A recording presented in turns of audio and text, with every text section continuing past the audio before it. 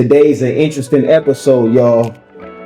As y'all seen on the thumbnail, we gonna talk real, man. We gonna talk real, and we gonna dive into a real artist, writer, a guy, a businessman, been doing this for so long. We gonna dive in, man. We gonna dive in. Without further introduction, my guy, Mr. Grammy award-winning singer, songwriter, Mr. Trevon Waters, y'all. Hey, Ron, what's the deal, man? What's up, my boy? What's the deal, man? Just staying busy, staying out the way. Yeah. Yeah, getting to the bag, bro. Man, you know I appreciate the time, bro. Of course, man. You know I appreciate the time. Man. No, man, I think this is a much needed episode for my people.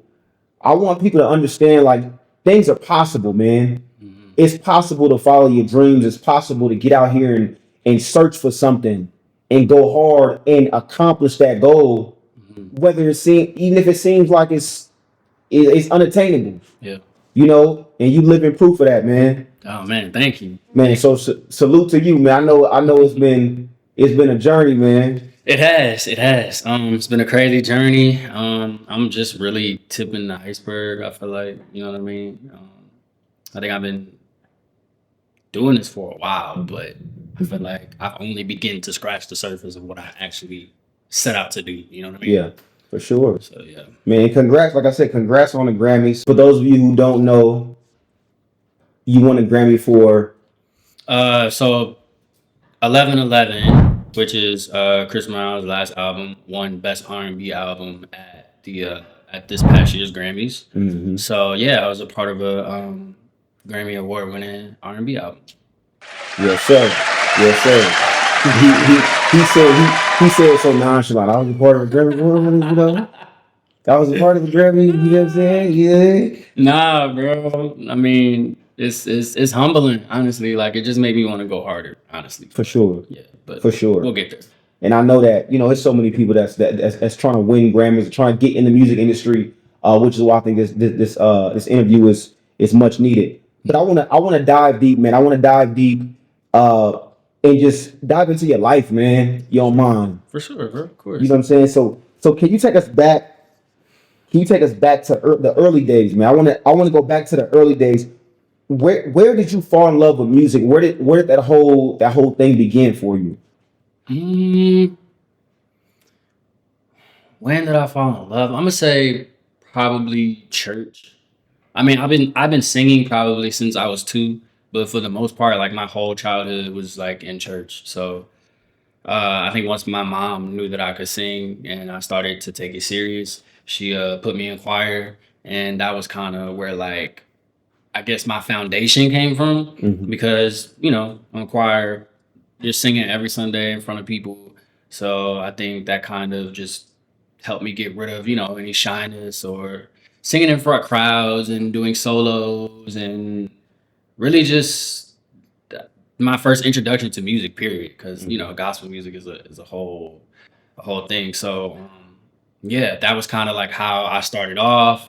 And I think, you know, my mom kind of saw I was taking that a little more serious. I was going to church, and I started getting solos, and I would sing the solos, and she would just watch the way my voice would move people. And yeah, I think she kind of gave me the confidence and instilled in me early that this is what I'm supposed to be doing. For sure. And where did you grow up? I'm originally from Lancaster, Virginia. Okay. Born and raised, which is, it's so funny because the closest thing that I could say that it's close to is Tappahannock, which is where Chris Brown is from. Gotcha. So I always use that as like a point of reference. But yeah, that's where I grew up. Country, woods, trees, everybody know everybody. You know what I mean? So you seem like a city boy, man. Really? Yeah, you seem like a city boy. Nah, man, I'm a country boy at heart. I did spend some time in the city though.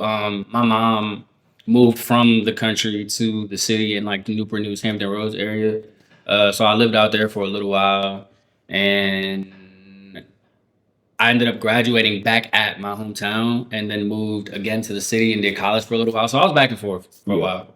But yeah, that was my old stomping ground. Shout out to VA, two up, two down. Man, shout out VA, man. So around the house, especially in Virginia, I'm sure around the house it was what type of music was going on? Like was your mom and your dad listening to different how was it?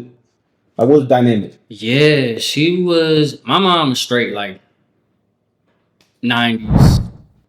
Or I was born in 96, so she had me raised on Mary J. Blige, R. Kelly, H Town, Shanti, uh, Drew Hill, Mm. Jagged Edge. Oh, I I see, mean, okay. all of that. Yeah. I'm seeing it now. I'm seeing it now. Yeah. So Yeah. I was pretty much raised on that.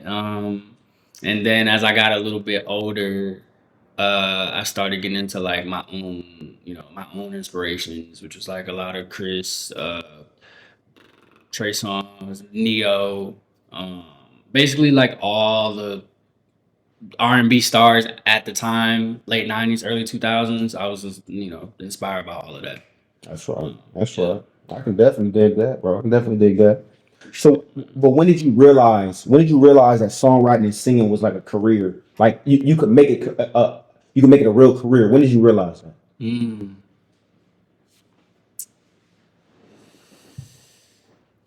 I'm gonna say maybe like, so I feel like those two different answers, right? I feel like as an artist, I started thinking about, you know, picturing myself, doing this for a living. I'd say like at like 16, because I started working on like my own music at that time. Songwriting, that was something that developed later. That definitely wasn't something I saw myself doing growing up. It came a little later, after pretty much my late teens, I want to say 18, Mm. 19. So about 15, 16, I started realizing, music was what I was going to do for a living, because it was the only thing that I was genuinely passionate about doing. And then around like 18, 19 is when I started to get into writing for other people. Okay. Yeah. Wow, that's dope, man. Yeah, man. So when was like your first break, like into the music industry? Mm, Like when you was like, man, this is like I'm here. You know what I mean? Like I'm officially in the music industry. What did that look like? When was that? it's crazy because